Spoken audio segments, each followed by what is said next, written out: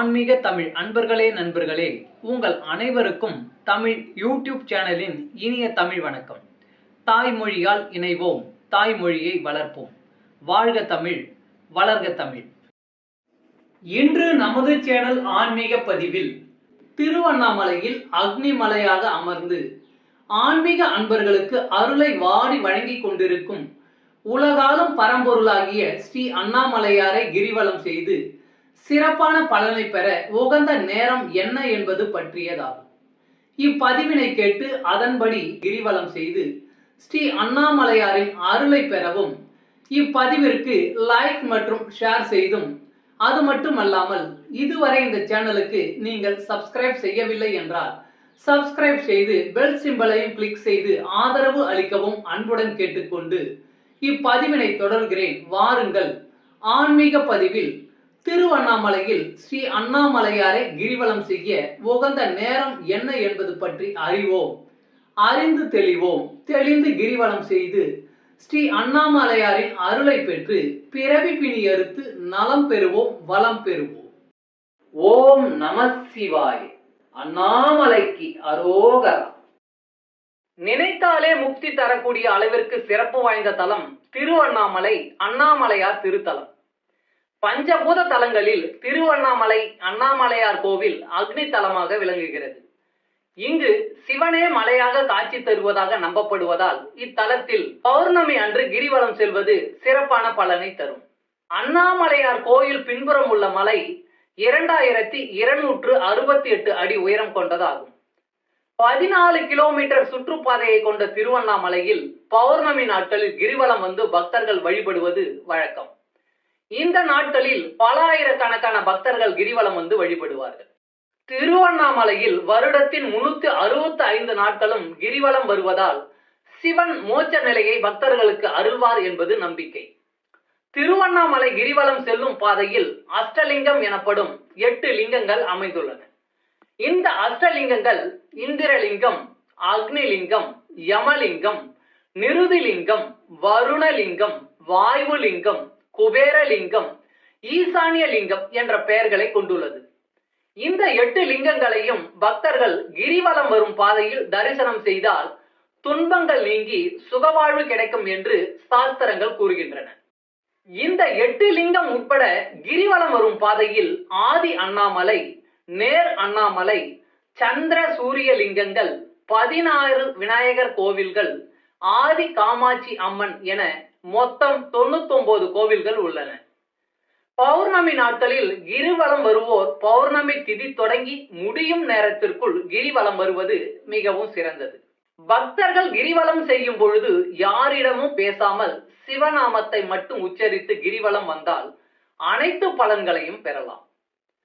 திங்கட்கிழமை கிரிவலம் வந்தால் இந்திர பதவி மற்றும் சிவலோக பதவி கிடைக்கும்.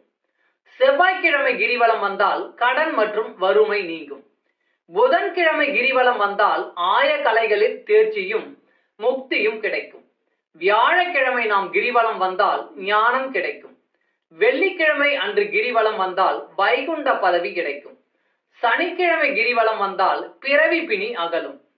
ஞாயிற்றுக்கிழமை கிரிவலம் வந்தால் சிவலோக பதவியும் புத்திர பாக்கியமும் கிடைக்கும். திருவண்ணாமலையில் மாதந்தோறும் பௌர்ணமி நாட்களில் லட்சக்கணக்கான பக்தர்கள் கிரிவலம் சென்று அண்ணாமலையாரை வழிபடுகின்றனர். ஒவ்வொரு மாதமும் ஆன்மீக தமிழ் அன்பர்களாகிய பக்தர்களின் வசதிக்காக கிரிவலம் செல்ல உகந்த நாள், நேரம் ஆகியவற்றை தமிழ் யூடியூப் சேனல் சார்பாக அளித்து வருகிறோம். அந்த வகையில் ஆடி மாத பௌர்ணமி ஆகஸ்ட் 8ஆம் தேதி வெள்ளிக்கிழமை பகல் 2:52 மணிக்கு தொடங்கி மறுநாள் 9ஆம் தேதி சனிக்கிழமை 2:26 மணிக்கு முடிகிறது. அதனால் கிரிவலம் செய்ய விரும்பும் ஆன்மீக தமிழ் அன்பர்களாகிய நீங்கள் ஆகஸ்ட் 8ஆம் தேதி வெள்ளிக்கிழமை இரவு முழு நிலவொளியில் கிரிவலத்தை துவங்கி மறுநாள் 9ஆம் தேதி பகல் 2:26 மணிக்குள் ஸ்ரீ அண்ணாமலையாரை பௌர்ணமி கிரிவலம் செய்வது மிகச்சிறந்த பலனை அளிப்பதுடன் முன்ஜென்ம பாவ வினை அறுத்து முக்திக்கு வழிகாட்டும். அது மட்டுமல்லாமல் திருவண்ணாமலையில் வெள்ளிக்கிழமை கிரிவலம் சென்றால் செல்வ நலன் கிடைக்கும், வைகுண்ட பேறு கிடைக்கும், குழந்தை பேறு இல்லாதவர்களுக்கு குழந்தை பேறு கிடைக்கும் என்பார்கள். அதிலும் பெருமாளுக்குரிய திருவோண நட்சத்திரமும் மகாலட்சுமிக்கும் அம்பிகைக்கும் உரிய வெள்ளிக்கிழமையில் கிரிவலம் வருவது இன்னும் விசேஷமான பலனை அள்ளித்தரும் என்பதில் எந்தவித ஐயமும் இல்லை. ஓம் நம சிவாய. அண்ணாமலையாருக்கு அரோகரா.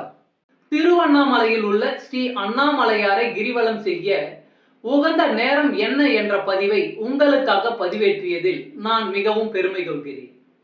மேலும் இப்பதிவில் அளிக்கப்பட்ட அனைத்து தகவல்களும் யான் அறிந்து கொண்டவை.